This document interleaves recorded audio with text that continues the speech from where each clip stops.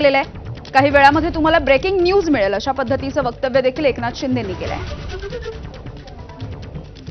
ही दोन दृश्य आपण बघूयात। एकीकडे ओमराजे हे शिवसेनेच्या सोबत जाणार आहेत, दुसरीकडे ज्या ज्या मतदारसंघामध्ये खासदारांची बंडखोरी झाली आहे त्या मतदारसंघामधून आपला राजकीय दौरा सुरू केलेला आहे उद्धव ठाकरे यांनी। आजपासून या दौऱ्याला सुरुवात होतीये आणि संजय दिना पाटील यांचा जो मतदारसंघ आहे त्या भांडूपमध्ये सध्या उद्धव ठाकरे पोहोचलेले आहेत। अर्थातच खासदारांची बंडखोरी झाल्याच्या नंतर जे त्या भागामधले त्या प्रभागामधले जे शिवसैनिक आहेत, जे खरे शिवसेनेचे कार्यकर्ते आहेत ठाकरेंच्या शिवसेनेचे, त्या सगळ्यांच्या भेटीगाठी घेण्याचा प्रयत्न उद्धव ठाकरेंचा होताना दिसतोय।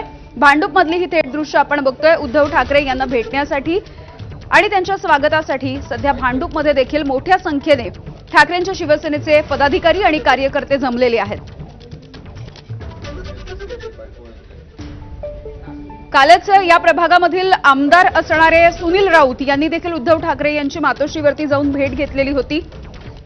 बंडखोरी करण्यात आलेल्या जे खासदारांचे मतदारसंघ होते त्या मतदारसंघांमधल्या आमदारांनी काल उद्धव ठाकरे यांची भेट घेतलेली होती, त्यांची बैठक देखील झाली होती।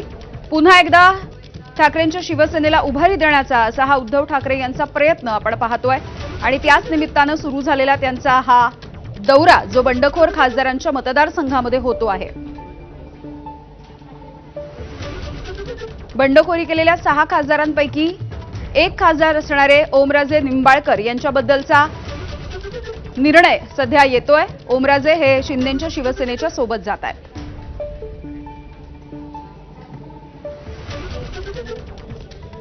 तर एकूणच या ऑपरेशन टायगरची चर्चा सध्या जोरदार पद्धतीने सुरू आहे। आपण शिवसेनेचे मेळावे देखील बघितले होते, तिथे देखील या सगळ्याचा उल्लेख वारंवार केला जात होता। या सगळ्या संदर्भात एकनाथ शिंदे नेमकं काय म्हणतात आपण बघूया।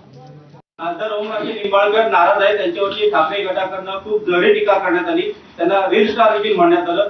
तेच ओमराजे निंबाळकर उद्या मातोश्रीवरती जाणार आहेत। नेमकं ऑपरेशन टायगर संदर्भात काय सध्या स्थिती आहे, 6 खासदार जे आहेत त्यांची एकत्र गट स्थापन केल्यानंतर तुमच्यामध्ये पक्षप्रवेश होणार आहे का त्यांचा? लवकरच तुम्हाला ब्रेकिंग न्यूज मिळेल। आम्ही ऑपरेशन अर्धवट करत नाही, फुलप्रूफ करतो आणि ते तुम्हाला माहित आहे।